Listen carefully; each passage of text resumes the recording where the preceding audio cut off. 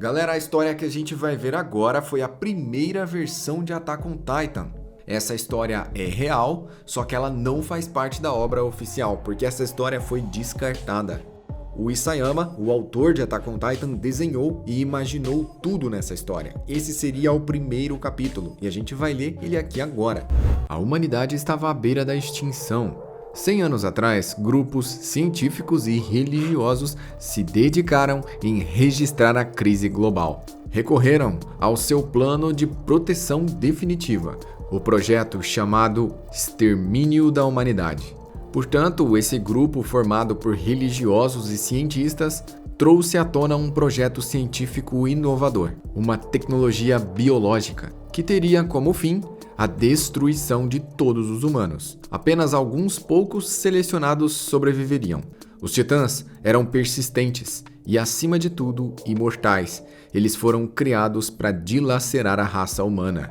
Eles eram seres que superavam a raça humana e também eram capazes de mudar de forma e de tamanho. No final do ataque, 8% da população foi aniquilada. Algumas iniciativas foram tomadas a nível global para conter essa situação, mas o fato de que a humanidade nunca tinha vencido nenhuma vez era uma verdade dolorosa. A intenção desse grupo era, de fato, reduzir a população mundial para que o mundo pudesse voltar em equilíbrio, e por isso eles ordenaram a construção e libertação dos titãs. Naturalmente, haviam locais protegidos dos quais os titãs nunca haviam chegado perto. A humanidade se refugiou em meio a cidades cercadas por grandes árvores, e isolados nessas cidades, eles tinham vidas autossuficientes. Sendo assim, dentro da cidade era preciso produzir tudo. Não podia vir nada do lado de fora. Afinal, o transporte entre uma cidade e outra era extremamente perigoso. Era preciso que a cidade produzisse tudo para se manter bem. Caso contrário, era extremamente difícil obter algo de algum outro lugar. A cidade que nós vamos ver foi cercada por grandes árvores, que devido ao seu tamanho, podem deixar um humano normal passar. Mas os titãs jamais conseguiriam passar no meio dessas árvores. E essa cidade também tem um lago que a atravessa. Ela possui algumas máquinas e algumas fábricas rudimentares. E assim ela consegue manter todos os cidadãos alimentados e felizes. Naturalmente, haviam aqueles que queriam explorar para fora das árvores e ver como era de fato o mundo lá fora. Esses eram os soldados, e eles eram rejeitados e criticados pela população local. Aqui aparece pela primeira vez Tsubaki. Ela está pedindo para Murakumo a treinar. Ela quer ser a sua aluna, já que ela quer explorar para fora das árvores e lutar contra os titãs. Entre as informações que ela tem, ela sabe que Murakumo foi forte o suficiente para lutar contra os titãs e sobreviver. Ele foi um dos únicos que sobreviveu durante toda essa batalha.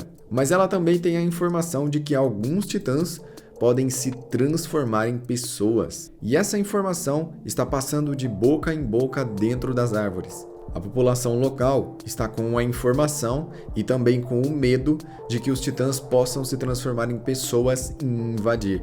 Isso seria um problema sem fim. Murakumo então diz que é um titã, só que a menina não aceita. Ela acha que todos os titãs são irracionais e querem apenas devorar as pessoas. Afinal, foi para isso que eles foram criados, para eliminar seres humanos. E como ela não acredita nas palavras dele, fica tudo em tom de brincadeira. Ao se revelar como titã, ele contou a verdade, mas ela simplesmente não aceitou. Nesse momento, Murakumo queria só descansar. E a menina continua insistindo para eles irem treinar porque ela está muito animada. Murakumo faz parte das Tropas da Vanguarda, um grupo de elite de guerreiros que explora para fora das árvores. E como nós já sabemos, a menina continua insistindo. Agora é revelado pra gente que ela quer derrotar os titãs porque o seu pai foi devorado por um titã. Murakumo diz que ela não deveria fazer isso. Afinal, é extremamente perigoso fora das árvores. E querendo ou não, essa menina dá muito a lembrar o pai dela, que também perdeu a sua vida explorando dentro da vanguarda.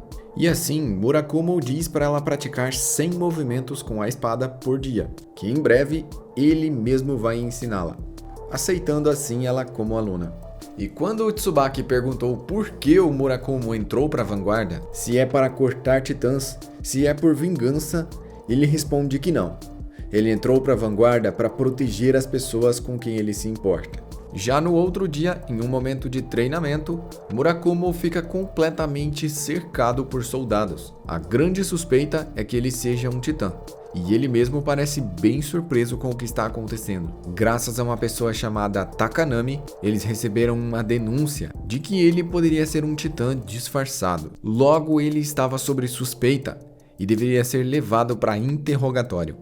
Murakumo não vai com eles. Ao contrário disso, ele começa a tirar o seu equipamento onde ele guarda suas espadas. Mas ao invés de simplesmente retirar o seu equipamento e baixar suas armas, ele tira a sua lâmina da bainha. E com um movimento rápido e com a sua lâmina em chamas, ele corta o soldado na sua frente. O soldado que ele cortou começou a soltar fumaça por todo o corpo. As partes cortadas estavam se regenerando, mostrando assim que o soldado que ele cortou era na verdade um titã.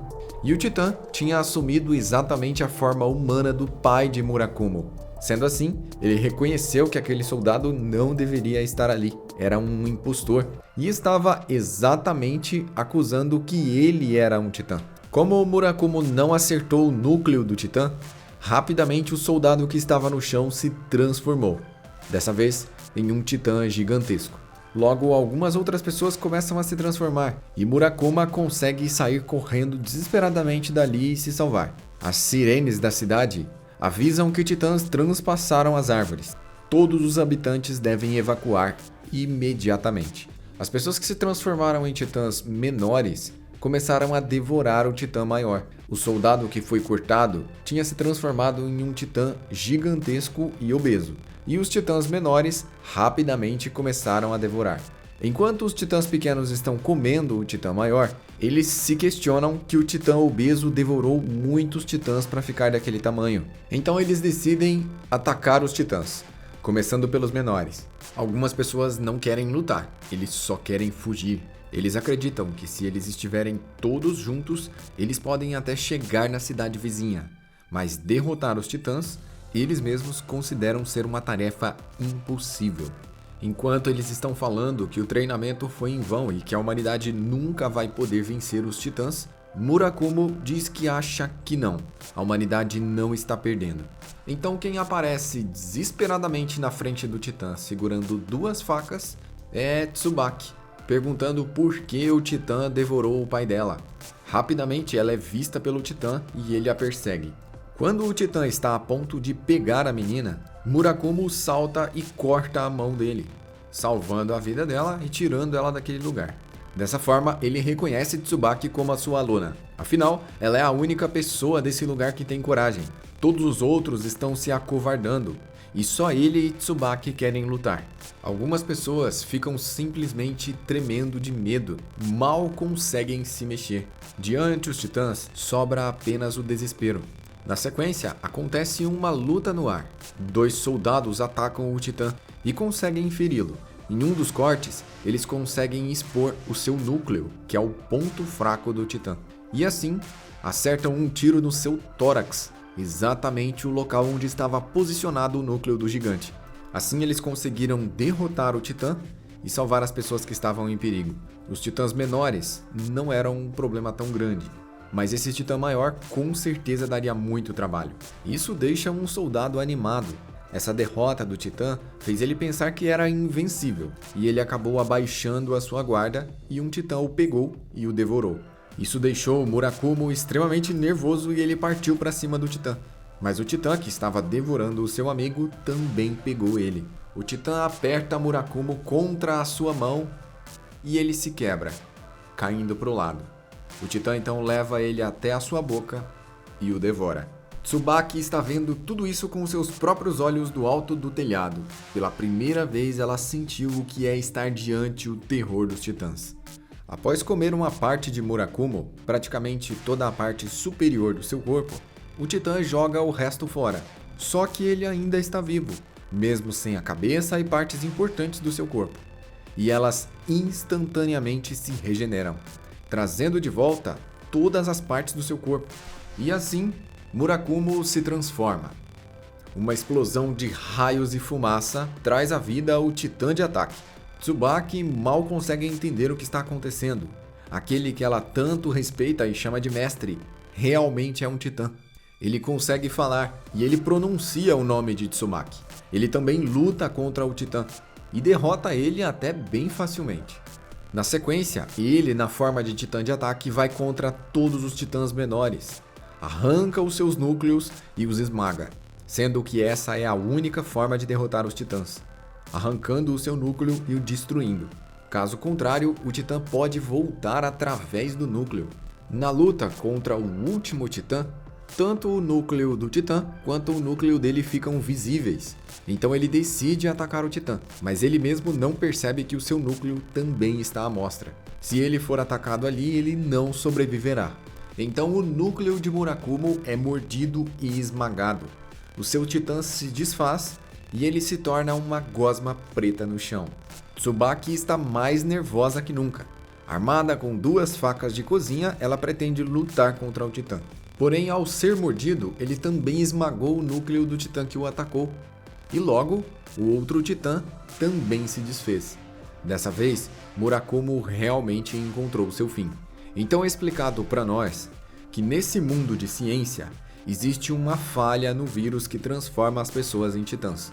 As pessoas que se tornam esses zumbis gigantes e saem desesperadamente procurando humanos para devorar, perdem as suas consciências. Deixam de ser humanos. Apenas algumas poucas pessoas conseguem resistir ao poder titânico e controlá-lo. Essas pessoas unicamente vivem em uma contradição, já que elas precisam ter o coração 100% puro. Quanto mais puro for o coração da pessoa que receber o núcleo de titã, mais ela terá controle sobre o seu próprio titã e as formas que ela pode moldar o tamanho e a altura do seu corpo. Dessa forma, as pessoas puras geralmente não querem lutar, elas querem evitar conflito e viver sempre em paz. E essa é a contradição. No final, vemos Tsubaki no túmulo do seu mestre Murakumo, chorando por ele. Após ficar algum tempo triste ali, ela se levanta e decide treinar, sem movimentos com a espada, exatamente como ele falou para ela. Nesse mundo pós-apocalíptico, depois que eles viram que os humanos iam lotar a Terra e não teriam mais recursos para todos, eles decidiram criar os titãs como uma arma biológica, fazendo assim os humanos contraírem um vírus. E as pessoas que se tornam titãs, quanto mais malignas elas são, mais elas se tornam zumbis irracionais devoradores de humanos. Essa história é bem interessante. Mas eu quero saber sinceramente de você qual é a sua opinião. Se Attack on Titan fosse assim, será que você gostaria? Sim ou não? Deixa aí nos comentários. E eu vou deixar passando aqui na tela um resumo que eu fiz de uma outra história do Isayama. Essa se passa na mesma linha de tempo do Eren e dos outros. O nome dela é Before the Fall. Nessa história, eles contam até como o equipamento de manobra 3D foi criado. Então confere lá. E até a próxima!